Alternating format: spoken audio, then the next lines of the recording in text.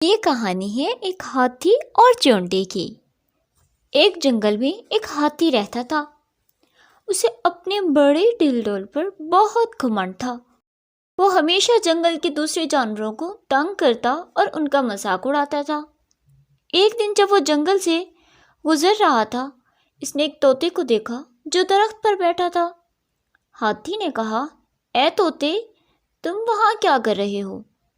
کیا تمہیں دکھائی نہیں دے رہا کہ ہم یہاں سے گزر رہے ہیں؟ میں اس جنگل کا سب سے طاقتور جانور ہوں۔ چلو شاباش، مجھے جلدی سے سجدہ کرو۔ طوطے نے کہا، کیا میں کیوں تمہیں سجدہ کروں؟ ہاتھی نے کہا، اوہ، کیا تم نہیں جانتے کہ میں کون ہوں؟ اب میں تمہیں سکھاؤں گا کہ میری عزت کیسے کی جاتی ہے۔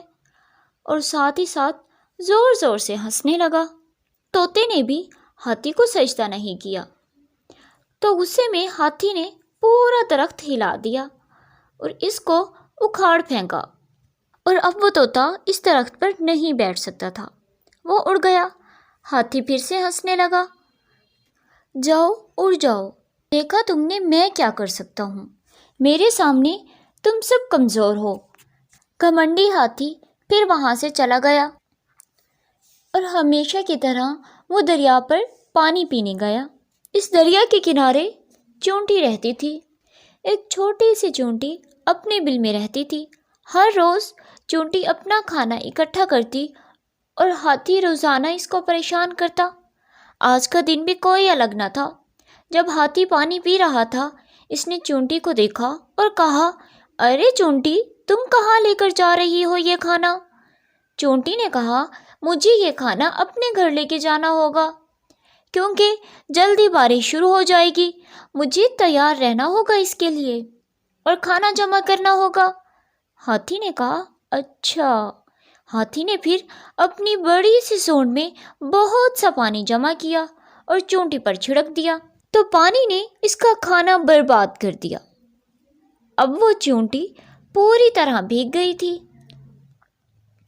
چونٹی نے کہا، ہنس لو تم، لیکن ایک دن میں تمہیں سبق ضرور سکھاؤں گی۔ ہاتھی نے کہا، اوہ اچھا، اب تم مجھے سبق سکھاؤ گی؟ اے چھوٹی سی چونٹی، میں تو تمہیں اپنے پاؤں تلے کچل کر رکھ دوں گا، دفع ہو جاؤ یہاں سے۔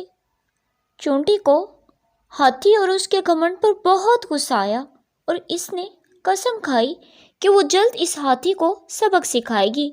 اور وہ دل ہی دل میں سوچنے لگی کہ مجھے اس ہاتھی کا اب کچھ کرنا ہوگا، وہ اس طرح سب کو پریشان نہیں کر سکتا۔ اگلے دن جیسے ہی چونٹی باہر نکلی کھانا اکٹھا کرنے کے لیے، اس نے دیکھا کہ ہاتھی سو رہا تھا۔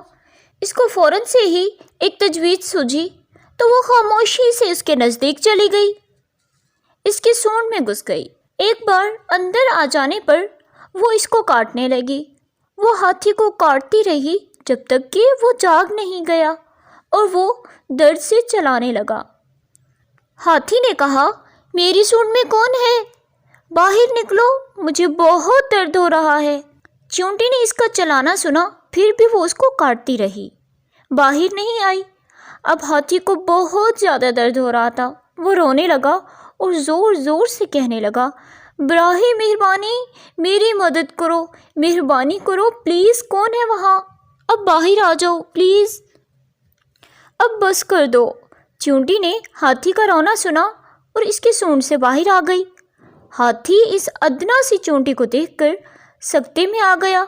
وہ اتنا خوفزدہ تھا کہ چونٹی اس کو پھر نہ کاٹ لے، اس لیے اس نے گھٹنے ٹیکے اور معافی مانگنے لگا اور کہنے لگا، میں پھر کبھی تمہیں پریشان نہیں کروں گا، بلکہ تمہیں کیا، میں جنگل کے کسی جانور کو بھی پریشان نہیں کروں گا، کیونکہ ہاتھی اپنی غلطی سمجھ چکا تھا، اور وہ وہاں سے چلا گیا۔ اس دن کے بعد اس نے پھر کبھی کسی جانور کو تنگ نہیں کیا۔ چونٹی نے کہا، اب تم سمجھے، کوئی بڑا یا چھوٹا نہیں ہوتا، سب قابل ہوتے ہیں۔ اپنے ہنر پر گھمنڈ مت کرنا چاہیے، اپنے ہنر پر گھمنڈ نہیں کرنا چاہیے، بلکہ اس کا استعمال کر کے دوسروں کی خدمت کرنی چاہیے۔ تو اس سے ہمیں کیا سبق ملا؟